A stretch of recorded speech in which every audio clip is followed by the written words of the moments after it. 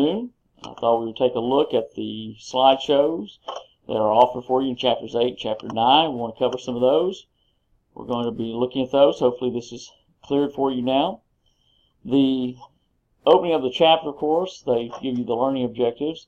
This idea of commerce and wealth that is developing from the mercantile class, especially in Northern Europe. And then we're going to look at the Reformation to discuss that one. This was an opening image that you had. You'll see that this sort of indicates for you the mercantile, the idea about business activity that's taking place.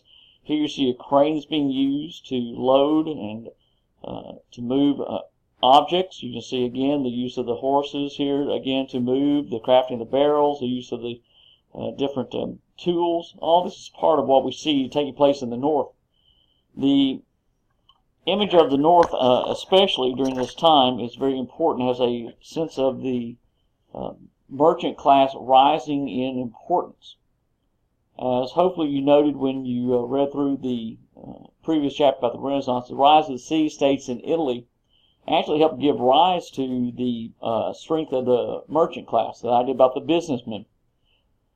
For the feudal system, of course, the nobles had lived in their own self-contained areas. They lived in their manors, which were generally outside of towns. The towns were left to the people, who eventually started opening shops, especially after the development of the Crusades and the bringing back of goods from the Middle East. What we wind up with is that the middle class strength is in the townships. The nobles are living outside of the town, and so all the government that's being set up, such as the town councils, etc., are going to be operated from the business perspective. Of course, some of the different areas we talked, you hopefully read about. I was going to say we talked about, but unless you watched the video, you didn't hear me talking. The area of Florence, for instance, with the rise of the de Medici family, bankers, who wound up having a great deal of influence not only in Italy, what we would think of as Italy, modern-day Italy, but also across the rest of Europe. The florin became sort of the universal coinage that could be exchanged any place across Europe. The florin, of course, is named after Florence. So the middle class becomes very important. And the idea about profit and loss becomes important. Art becomes a profit-loss business in different areas, especially in Bruges and other areas of the Netherlands. You're going to have the mercantile class set up with artists as part of that group. They're going to be part of the guild that's going to be developing art. Not only paintings, but art in other statues, and even the craftsmen of gold who were making jewelry were considered artisans. And so all these are part of this business class. So by the time you get to the 1400s, art and commerce and merchant is there. Antwerp becomes a larger area. Painting was a major commodity, as it says, second only to cloth here. Quantities of art were bought and sold at fairs. If you've ever been to First Monday, you will have noted that at First Monday they do have individuals who come and sell works of art. Well, this is what it was like, and it becomes a major commodity because although the church was pivotal in the development of art, as you read about in the Renaissance, the individuals who were coming to the churches would go back home and would also want to have works of art in their house. Now, they did not necessarily have the large walls for the tapestries, for the murals, for the larger paintings that was very typical in the churches. Instead, art started being smaller, more personal. You started having scenes that were being depicted that were not religiously oriented, although religion was still important. So what you wind up with is that the patrons were the powerfully connected families in the South. But in the north, you start having other individuals, the merchants, who could afford to hire an artist to come in and paint. And this is an illustration from your book where it shows you about Van Eyck's studio. And that is what becomes developed. You wind up having studios, very similar to what you would have read about with Da Vinci and some of the other Italian artists who, of course, had their apprentices who were trying to learn techniques. Well, this is what was taking place, except it became very commercially oriented, so that you would have specialists in certain areas. Portraitures, as you can see here, being done by one gentleman. the filling in of the rest of a scene here. The idea about busts being made and copies being made by painting. The idea about the ones who mixed the paints. The idea of those who crafted other goods. All this was part of a craftsman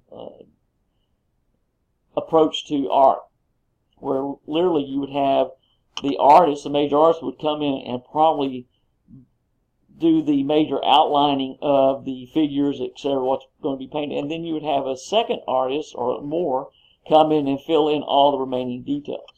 Here you have St. George and the dragon image being developed here, for instance. So the wealthy merchants started coming along, buying, because they wanted to have art in their homes, so that they were also tasteful individuals. And so, as you can see, here's Antwerp on the map. Bruges is over here. You have Amsterdam is going to grow in importance as well, as does Rotterdam. Most of these are located on the shores of different areas. And so the result is that what you have going back down the river here, the Rhine, can take this art from this area down into Germany and could be sold, so that the art had to be portable. And that became an important aspect, where they had to be able to make the artwork so they're not that large, but they are able to be moved back and forth. And so this is what we wind up with. You still had altar pieces, but these altar pieces were triptych, so that literally they could fold up. When you fold them out, they're quite large. But when you look, this center painting is only 2 feet by 2 feet, basically. The wings are 2 feet by 10 inches, so when the overall painting is opened up, you wind up having a painting that is 2 feet across, but then you add 2 wings on it, so you add another foot on each wing, so literally it's like a 4-foot painting, quite large. Work of art trying to transport would be very difficult. But because these wings could fold, and this tells you the details about that, but because the wings could fold, you would have the art much more capable of only a 2 feet size work of art, which is much easier to transport, to pack and then move someplace. Or if you were in your home and you wanted to take it with you for whatever reason, it's much easier to transport in that way. As you just noted, and I hit the button a little too fast, the painting here by Campen is religiously oriented, where you have Gabriel appearing to Mary, and then you have on the other side the idea of what is much more of a typical Flanders town, as it says. What you wind up with is that the setting, the images are more of a contemporary view, so that the depiction is people that would have been recognized. The town looks much more of a medieval, the late Renaissance, early Reformation era town. You can see in the background of the window here behind Joseph, a town that is much more typical of the European rather than what would have been typical of the actual setting, which would have been, of course, in the area of Nazareth. You also don't have the perspective that is going to be developed later. If you look at this table, for instance, this all appears to be ready to fall off. But, of course, they're going to develop that skill a little bit later. So you have her appearing as a typical Flemish housewife. Everything is very common. Again, when you look at this close-up here, you'll see that everything looks to be as if what would be in a typical town. But you also don't have the sense of proportion, the ratio. The vanishing point has not made it here yet, where you can have the details fit so that it looks as if the book is actually resting on the table, not about to slide off. This becomes very important. The small size makes it functional. So this is more private rather than the public. So a triptych of this size would have been more for a private chapel, for a home, rather than for display in a church. They start working on the idea about painting and the using of oil and other kinds for the layers and how that would operate. So that literally you would have the paint layers. You would take the wood, then you put the cloth on top of that, the canvas later. Then over that you would put a backing of white plaster on which the artist would paint. And then you would have the glaze coming up, and they would learn to put one type of paint over, wait for it to give a background, then they could paint on top of it and continue. And at the end, to make sure that the paint would not chip, they would put a varnish of that type on it. In Von Eck's painting here, for instance, what you wind up with is a merchant who has probably the name of the individual is one who worked for the de Medici Bank. And he, of course, has himself and his wife. They have the little dog. They have the shoes here. You have fruit over here. And then you have just the housing, the household that is being presented. And this becomes very much more common for the merchants, for this business class that is rising. They want to have basically family photos. We, of course, would take a picture. Well, they had paintings to commemorate this. Hopefully some of you have recognized as you go through the different slideshows, if you click on these images here where it says closer look or discovering the art, it will take you to a website and show you more. This will show you different details about it. Von Eck, of course, wound up establishing his studio where he taught his skills to others. So the love of details, which you recognize, is very typical of Northern Renaissance.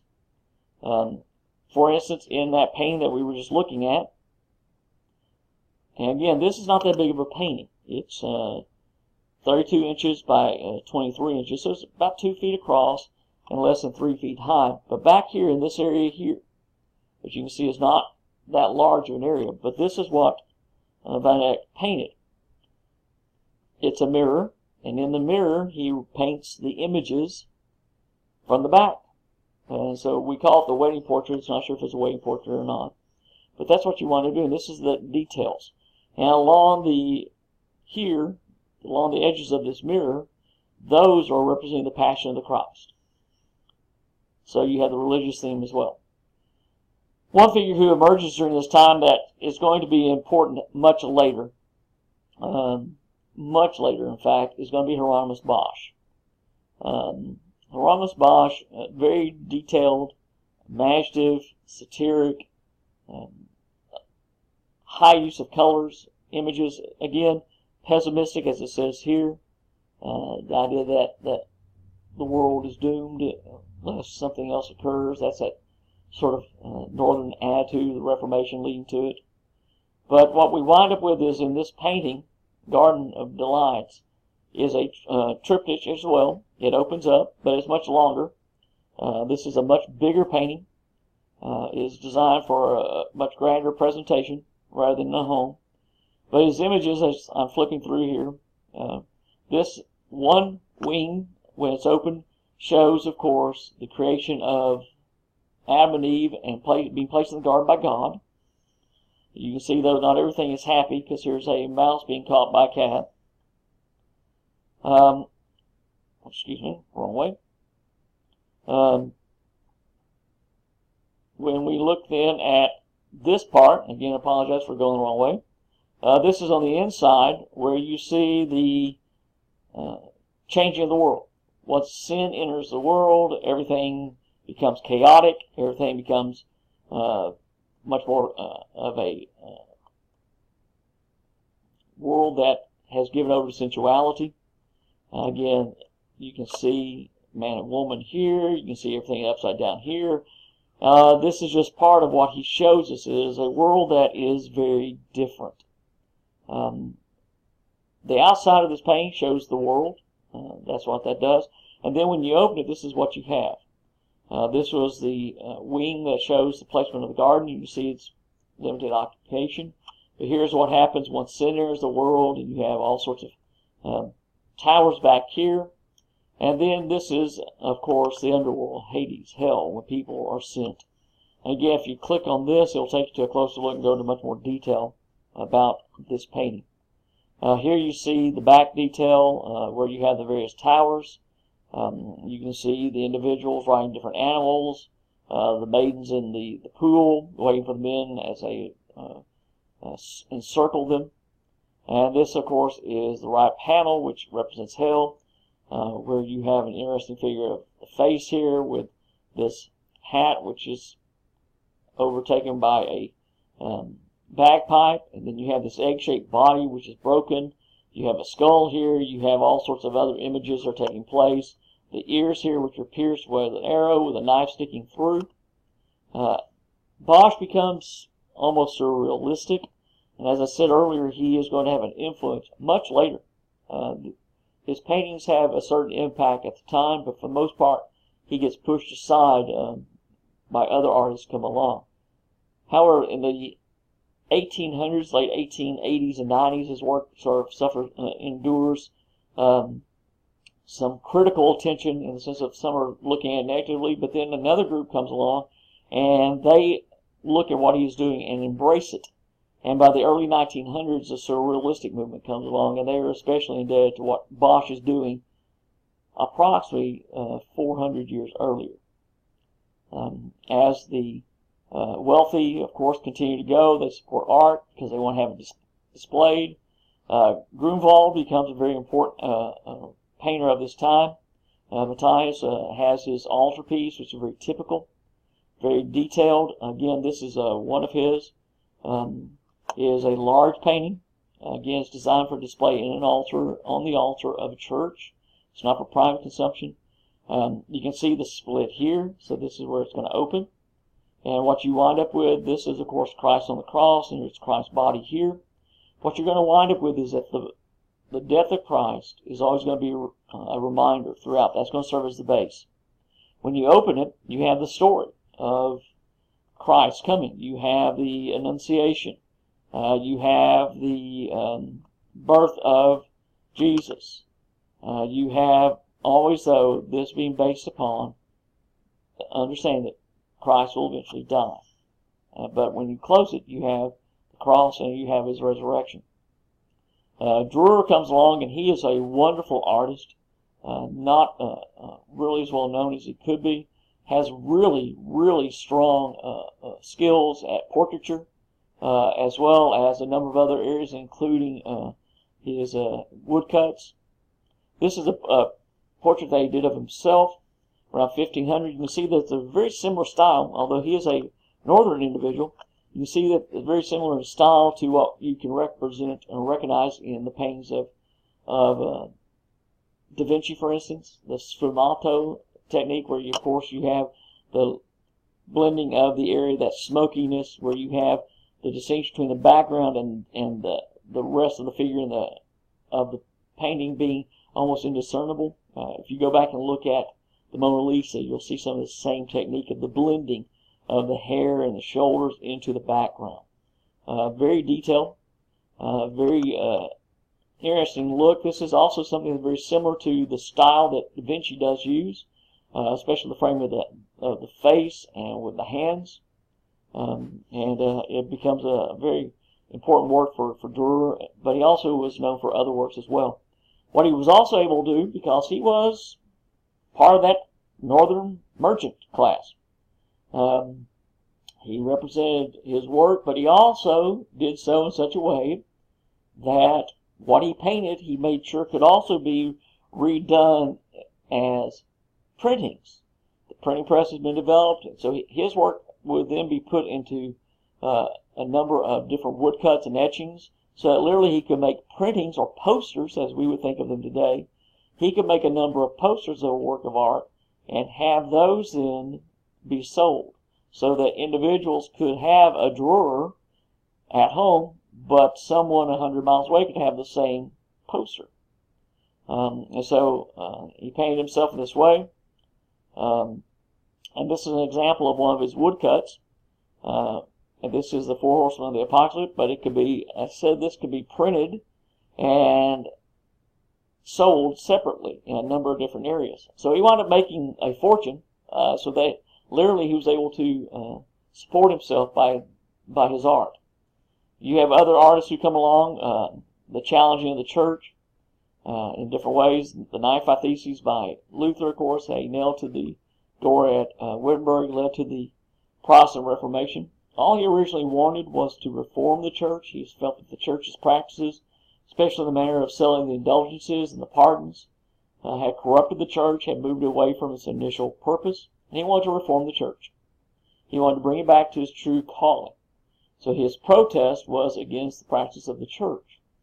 However, the Pope called Luther to come to Rome to be sanctioned and to denounce, to recant, if you will, his points. Luther refused to recant, and as such he was excommunicated. That excommunication led to his followers leaving the Catholic Church and starting their own church, what we now call the Protestant religion, as a matter of protest and seeking to reform the church. They wound up instead having to split from the church because their leader was denounced and excommunicated. The consequence is that what you have is a number of different artwork. Again, this is Altdorfer and his Battle of Isis, where he goes back to a situation of Alexander in 332 BCE, but he paints it almost at more contemporary. This idea about the church, the Catholic Church, coming under attack is very important. Luther's point actually makes sense when you look at some of his comments, that he wanted to change the church from its corrupt practices of selling the indulgences and pardons just to raise funds to pay for the building of St. Peter's. The idea also of many of the priests, the bishops, becoming very wealthy from, they sold the indulgences and they were told they could keep part of the profit, and they did so. Well, this led to other people attacking the church. Erasmus was one who, in Praise of Folly, makes a strong condemnation of the church. You're going to have others that will happen as well. And what happens is you have this breaking from those who are saying that man is capable of making decisions, of making some choices in his life and running his daily life without always having to look to the church for approval. That led to the division of humanism and the Catholic Church religion. This is something that much earlier, going back a couple of chapters, where Pico had written 900 plus points where he explained how the church and humanism could be brought together. And of those points, 887 the Pope had agreed with. He did not like 13. He wanted those 13 changed. And when Pico balked at the idea about removing or changing any of the 13, the Pope had just denounced all 900, although he originally approved of several. Well, if those had been worked through earlier, there's a chance that the Reformation never would have happened, because humanism and the church could have been reconciled. But as such, it was not. And so Erasmus comes in with his In Praise of Folly, where he is ironic about what he's offering. As such, this is a picture of Luther. This idea of Luther coming in, also denouncing the church, led to the split. And so eventually Luther felt that a believer did not have to buy a pardon for sin, but could instead just appeal to God for that. And so the indulgences did cause problems with the materialistic spirit, as it says here. So what he wanted to do was get it back to its earlier way, back away from the power and the wealth that was corrupting it. And as such, when he was outlawed, when he was excommunicated, his followers moved with him. And you'll note the date here, is 21. This is almost over 3.5 years from the date of the nailing of the theses. So the Reformation did not occur immediately. The Protestant Reformation doesn't occur until much later. Over 3 years later is when they were finally excommunicated or outlawed, as it says here. And that's when you start having different religions. As such, what we have is others are taking place. You have Munzer wanting to reform the church. He wanted to get rid of feudalism, and as such, he tried to lead a revolt against the feudal lords. He had an army, and that did not go too well. As it says here, the nobles, calling them princes, lost 6 men, and Munzer lost over 6,000. Meanwhile, over in Switzerland, you have Zwingli is coming along, and he is trying to change the church. And so you have Protestant Catholic areas in Switzerland. They wound up reaching a compromise with each area. That's what Canton is. Each canton could make its own choice what it would follow. And Calvin comes in at Geneva. He brings in the Protestant Reformation. Dancing, singing, drinking, being drunk in public, gambling, makeup, it says rouge here, but any makeup, lace and jewelry, and blasphemy, uttering some form of blasphemy, just as if you hit your thumb and say, "Oh God, that hurts," well, that would be considered blasphemous. And as such, that would lead to the imprisonment. Fining was the first level, but typically it would also lead to imprisonment. The scaffold, the idea of the stocks were important for this time, so that an individual who may have been drunk in public would be put into the stocks, and the children would be encouraged to throw things at that individual. There were punishments, so men who beat their wives were punished. They were put into prison. And a number of other areas. So Calvin became important, and he led it in a way that was a little dogmatic, where he felt he had the ear of God, if you will, where he felt that what he was saying was what God had wanted to hear. And so when they move, they leave out of Switzerland, they travel to different places because they are business people. They become known as the Puritans when they are going into England. And those Puritans, of course, will eventually be the ones who come to the New World in 1620 as the Pilgrims. Meanwhile, you have other things taking place. Henry VIII had been a staunch supporter in 1517 of the Pope, and had written a document denouncing Martin Luther and supporting the Catholic Church. And as such, he had been given a special award from the Pope. Defender of the Faith was what he was called. However, when he wanted to have his first wife, Catherine of Aragon, a Spanish by background, when he wanted that to be dissolved, it says here divorce. He really did not want a divorce. He wanted the marriage to be annulled so that he would be free to marry. He wanted to marry Anne Boleyn, who was pregnant at the time with his child. Well, when the Pope refused, because Spain was giving more money to the Catholic Church than England was, basically, Henry VIII simply dissolved the connection between the English Church and the Catholic Church. He said, we are no longer we are no longer Catholic. We are the English Church. We are Anglican, and we are going to be a Protestant religion. And as such, he said, the king, of course, is the head, and the Archbishop of Canterbury would be the religious head, but he would be, of course, responsible to report to the king. The Reformation and the printing press go sort of hand in hand, as it says here. When Martin Luther nailed his 95 Theses to the door, he didn't just leave it there. He actually had copies made, and within a 20-year period or so, there were probably, by 1540 or so, estimations are that about 500,000 copies of Luther's 95 Theses were spread across Europe. Of course, movable type, we always credit Gutenberg with that. Well, hopefully you recognize when you read through some earlier aspects. Movable type had been around for quite some time, for over 400 years prior, in China. They just kept it to themselves and did not let anybody know about it.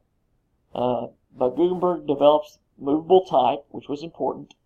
So instead of carving just the wood blocks, sort of like drawers, wood blocks, where everything was carved there in the wood and then would be printed from it, movable type allowed for different images, different letters to be carved and then put into place to form the different words and then be printed that way. So literally you could print a number of documents in a number of different ways using the same set of letters. So you will start having printing pressing. It moved quickly into the 1500s. You have a number of other areas. Luther translated the New Testament that Erasmus had done from Latin into German, and you started having copies of the Bible now being put not into Latin, as was very common, but now being put into vernacular, common languages. German, for instance. the idea of English comes along later. And this is an image of the Gutenberg Bible.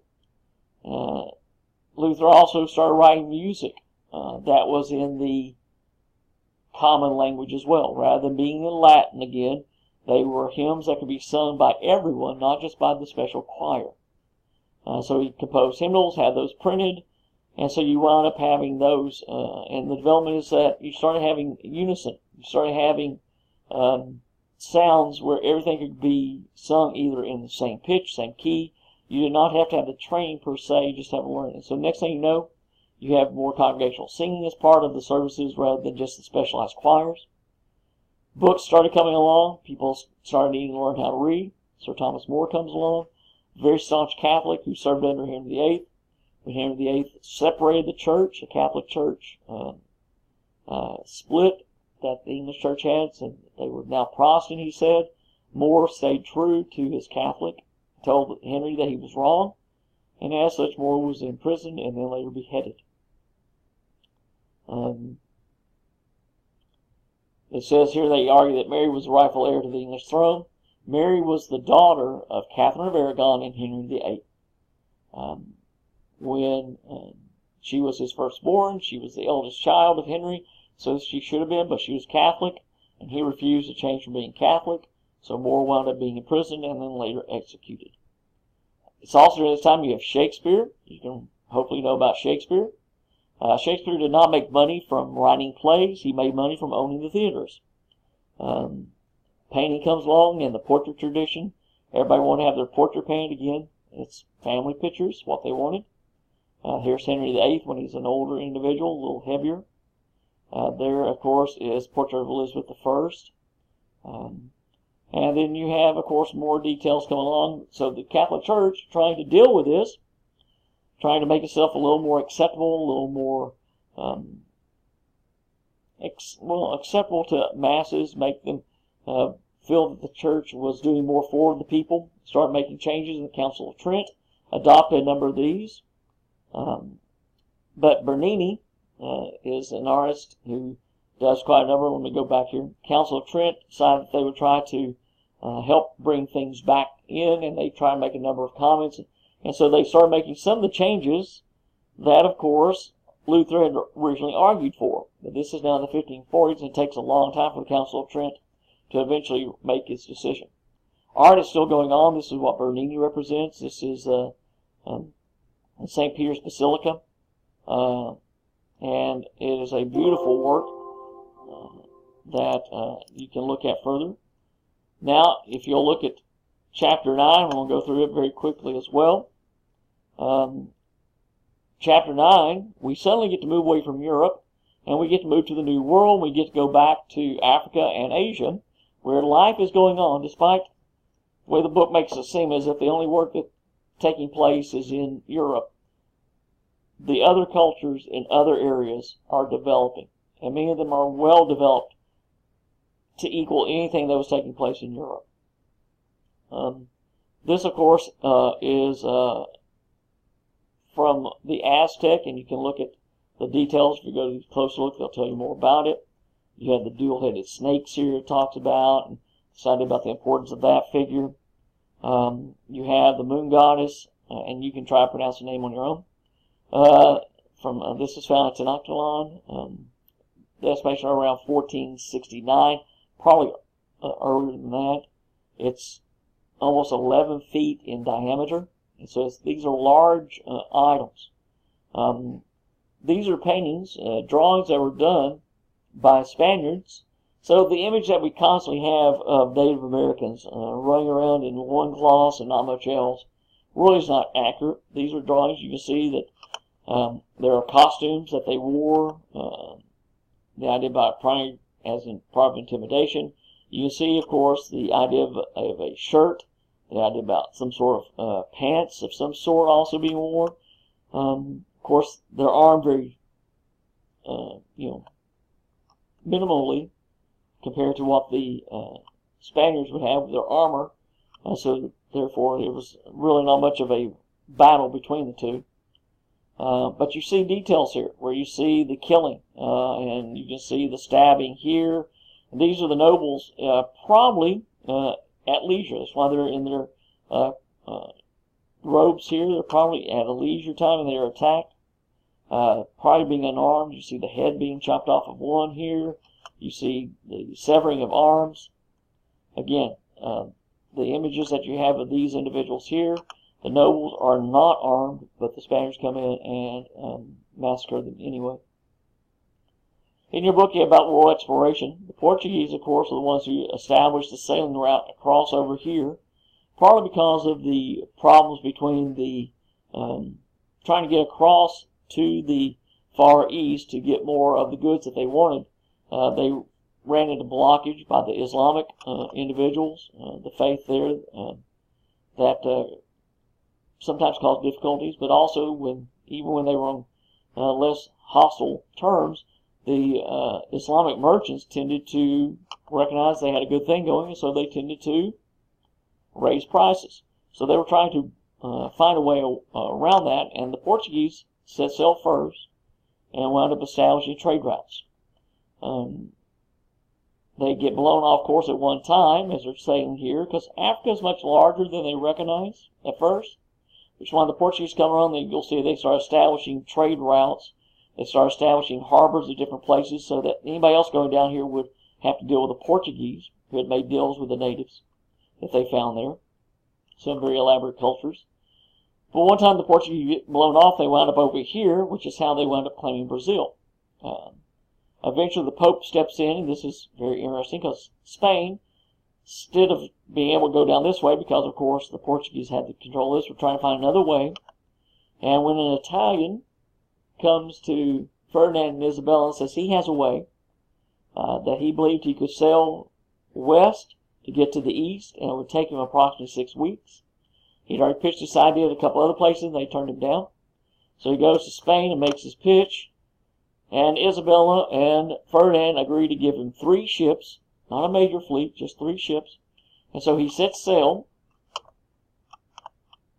and sails across, going to the west, thinking that he would eventually get to this area. He doesn't. Instead, he winds up in what we now call the West Indies, and comes back, and eventually it's recognized that what he found was not the Far East, but that there were new continents here. Especially when the Portuguese came back and reported what they had found. Spain then started sending more ships this direction. They wound up going to Mexico and Peru, conquering those areas. This led to an argument between Portugal and Spain about who had control of this area, so the Pope stepped in and basically drew a line down this way. Oops. A line down this way, and said everything on this side belonged to Portugal, everything on that side belonged to Spain. Now the other countries were going, wait a minute, where do we fit in this one?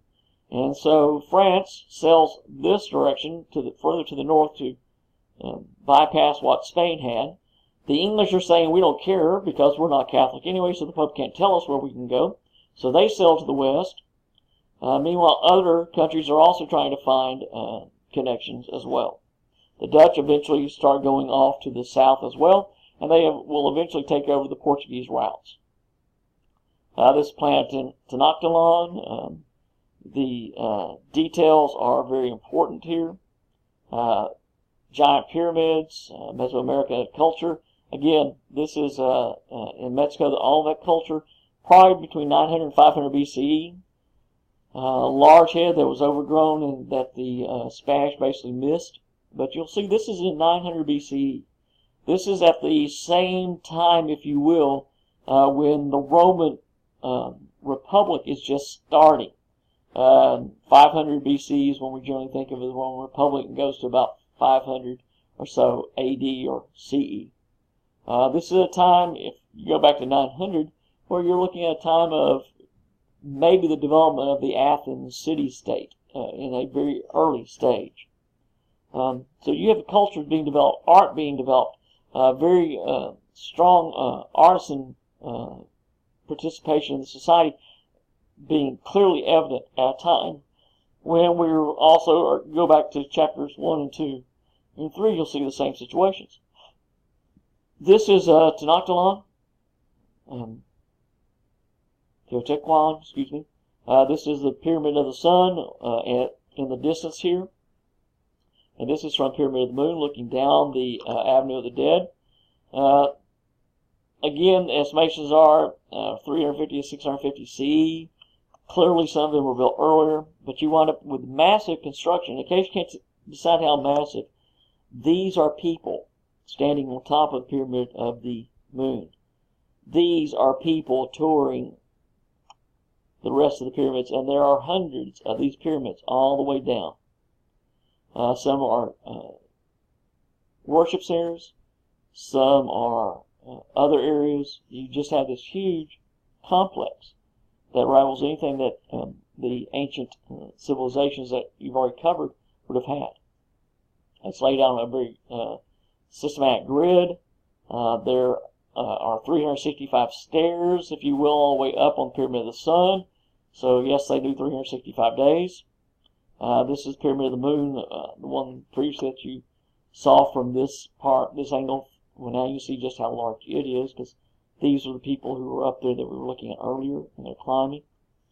And so the Maya culture, and I try to give you some details about the Maya culture that are just now being found in the El Mirador area of Guatemala. That idea of going back 1500 BCE or so, which will take you back to some of the major pharaonic dynasties of Egypt, back to the time of the Minoan culture on Crete. So it needs to go back quite some time. This is the Codex, one of the few that remain. The Mayan language is something that we really do not know, don't understand, because there's very little left. Mayan civilization seems to have just stopped in certain ways. And again, there's some estimates about what could have happened to that, and some guesses. There's further studies still going on. You might want to again look at some of the videos that I have for you. Richard Hansen, for instance, has been studying Mayan culture for over 30 years in this area, and he's made some really important discoveries. But much of what we have of the Aztec, the Mayan, etc., that we don't know about is due to the fact that when the Spanish came in, they brought not only their desire to conquer and take treasure, but they also brought with them their religion. As such, any other views, any other religion was going to be stamped out. Much of what took place, the idols, the churches, etc., were destroyed because they were false idols, as the Catholic priest said. What also happened in regard to their artisanship, their artwork with the valuable metals and the jewels, well, of course, the statue or the mask or whatever might be found was not valuable to the conquistadors. What was valuable was the gold. So they would take those and melt them down. The jewels would be removed from their settings, and the jewelry, the masks, the statues would be melted down to form the bricks, if you will. And that's what they would use, because that's all they needed. They didn't need statues. They just wanted the gold, the silver, the valuable jewels. And so much became lost in that way. As it says here, the books that the Mayans had, that the Aztecs had, that the Inca had, those were destroyed because, of course, they were felt, especially by the religious leaders, that these were false teachings, and so they were burned, destroying what we would know about them. And as such, they would conquer, and this is what they would do. Literally what we have down here is an Inca wall, and you can see parts of it here as well. But whatever had rested on top of this wall, whatever was here before, had been torn down, and instead a monastery built on in its place. So we can see the detailing. This is a wall that would have been built 1000 CE or AD, maybe earlier, and is still in place today. But the fine craftsmanship that the Incas had, much was lost because the Spanish came in and simply tore it down. The treasures of gold, they were melted down for currency, more important than artistic value, as I was just saying. Portugal does the same thing when they start going through Africa. What they found there, if you ever want to know a little bit more about Mali, look up a name about Mansa Musa, and you will find out about the wealthiest man who has ever lived, who was the leader of Mali at one time, around 1300s. This is the Mali Kingdom, and Mansa Musa took over in early 1300s, and his again, if you want to just go and look it up, M-A-S-U, Musa. Just look him up sometime, and you'll find out that the estimation are that his personal fortune probably was around $400 billion. Bezos of Amazon is generally recognized as the wealthiest man now, and his fortune is about $100 billion. So Mansa Musa had a fortune 4 times what Bezos has. At one time, Musa, making his trek to the Middle East, he was Islamic, took with him gold as tribute. And when he reached Egypt, he felt sorry for the people, and so they were so kind to him that he had his retinue. He took around 60,000 pounds of gold with him. He had his retinue just pass out gold, and it wound up causing a glut of gold, and the gold market dropped. This was the kind of culture that they weren't saying anything about in your book earlier. Ife culture, one of the oldest, goes back quite some time.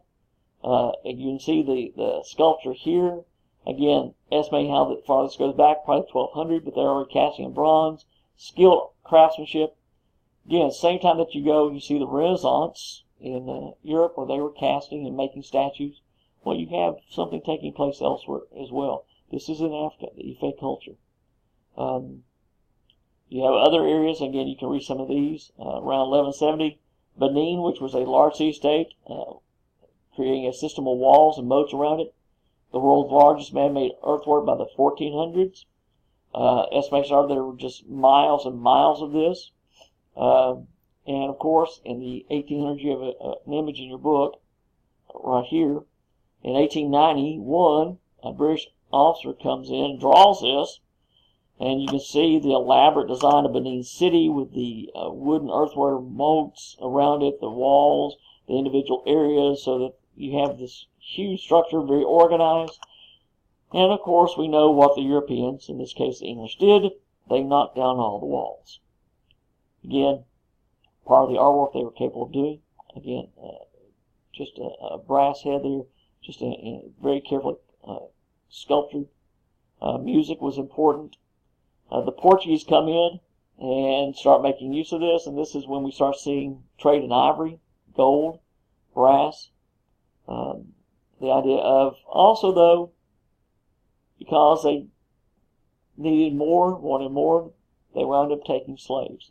They started the slave trade. So that when you go back and you can look at that, you see the idea of the closest from the African ports that Portugal has established, and they can sell over into the New World. Many of the slaves wound up in South America and in Central America and in the Caribbean, because the Native American population declined so dramatically due to illness that they did not have immunity to, and so the population declined just tremendously fast. So they needed more workers, and so the Spanish wound up being slaves being brought over. And eventually that will move up into North America as well. The fetishes, as you saw earlier, that's an object of power. They become very important, and people in Europe want to have them. They would hang them on their walls, and so the more they could find, the better. This is that transatlantic passage. Again, this was the area where you had the Portuguese trade route, and you can see how they would move them over. And you can see the number that you can read here. Europe, 200,000. British North America, United States had 500,000. But you have the Indies, 2 million, 1.6 million, 500,000. So you have 4 million just in the Indies area. 2.5 million go to Spain in this area. and 4 million into Brazil. Again, part of the mass, this is the Queen Mother, ivory, iron, and copper. Coiled mudfish, in case you can't recognize the coiling here. This was a Portuguese warrior that was done in the 1500s. Again, it's out of bronze. Dancing was part of the culture. The mask dance was important. Ritualistic aspects. You have the twin figures here, the Yoruba culture. Again, these wound up being taken from and being sold. Meanwhile, elsewhere, you have India also developing. The Mughals come in and take over. They are the Islamic individuals who take over from the Hindu. Akbar becomes a leader, and Jahangir comes in after him. You have issues between the Muslim faith. You have different kinds of Muslim belief, and the Sunnis come into southern areas and take over that place in Pakistan into India. Akbar was very tolerant. He allowed the Hindu religion to stay active. He did not try to simply eradicate any of these religions. He allowed them to stay. And you wound up being more tolerant even of some of the Catholics, because the Portuguese had come into India and brought with them their Catholic faith. This is Jahangir, who is seated on a throne, being, of course, rewarded with the book. And this is an interesting aspect here. Your book will tell you that is a painting of James of England, because they are aware of other cultures. They have this. Again, this is a watercolor on paper. It's not a very big painting, but this is James. So that you have Jahangir, the leader of India, being presented as a much stronger figure, larger figure than the Europeans that he's dealing with. So they open doors to the English traders. They start having that. The Taj Mahal was planned, and when Jahan takes over, this is what he winds up doing in Agra. And this is the image of the Taj Mahal. It was built as a mosque, the mosque is off to this side. This is built as a memorial for his favorite wife. There are stories that originally that plan was for the white to represent his wife, and then on the other end of this reflecting pool would have been built a mirror image of the Taj Mahal in black marble. There's probably no truth to that, but it sounds good to say. But you have, again, architecture taking place that rivals anything that's taking place in Europe, but you don't get to hear too much about that. Meanwhile, in China, same situation. You'll see the dating here in the early 7th into the 10th century CE, but they go back even further. But they had planned the city, the largest city in the world, with Chang, 108 blocks, miniature walled city with gates, lights that could be lit each evening, laid out on a grid. Education was part of this. Achievement was important. They built the imperial palace. Then the Song dynasty comes along. You have the city of heaven built. They encouraged the use of the Silk Road, the trade, but they also made sure that the Europeans did not come into China. They were producers of iron and were working with iron for a long time before it really became much more favorable in the Europe. You have our merchant class taking over, movable type, as we mentioned earlier, 400 years before Gutenberg. So they were able to print and then to pass through information. Buddhism has spread into it, along with Taoism. The idea about finding harmony is part of it, and so you start having this until, of course, you have a striking back against Buddhism. And so you have details here about the natural world. This idea about finding man's place in nature is going to come back to Europe in what we will now refer to as Romanticism. That's really the essence of Romanticism. And so you have that transcendental thought about man can overcome the way the world is, the disharmony of the world, and create a sense of harmony with the rest of the world. Again, art, delicate ink on paper here. You had the Mongols driven out. You started having the Great Wall built. You started having a encyclopedia developed. Again, over 11,000 volumes of an encyclopedia in the 1400s. Before Europe thought about doing an encyclopedia, the Chinese were already doing it. You have the Imperial Palace, what is Beijing now. The Forbidden City was laid out, and there's the image of the Forbidden City, which was closed off. And yes, in case you can't make this out, those are people getting ready to tour. All those little images there. It is a major complex surrounded with water. You have the reservoirs on this side. You have the river over here. So the fresh water was capable. You have areas here where people could come in, but then the further you go, the more closed off it became. So the Imperial Palace was closed off to only the nobles. It is a huge complex, and they started developing their language. They started having details so that literally what was developed was that no matter what word was being used, one image was going to be used to convey that one. So that it didn't matter if you pronounced tree differently, it was still going to be tree, and it's going to be drawn the same way. Again, the delicateness of the scrolls and the color of silk offered here. The Ming court developed even further with porcelain and other crafts. Again, part of what we see is a number of different areas. Styles very refined, colors, and lacquer ware becomes very important. Porcelain ceramic ware, the Chinese are the ones who helped develop that. And this is what we call Ming vases. Very, very pricey, but very desired by the Europeans. In Japan, meanwhile, Buddhism was not really wanted. And so you have other aspects being looked at. So you have conflicts as they keep moving through. Meanwhile, eventually Buddhism sort of becomes part of it. The high-end court, the noblemen lived public life. The noble women, though, were in seclusion. But you start having writing. And again, they developed poetry of different sorts with precision. They were very precise. In this case, the waka, the 31 syllables on 5 lines. The haiku, which means you may be familiar, 17 syllables in 3 lines, where literally you have a very set number of syllables for each one. And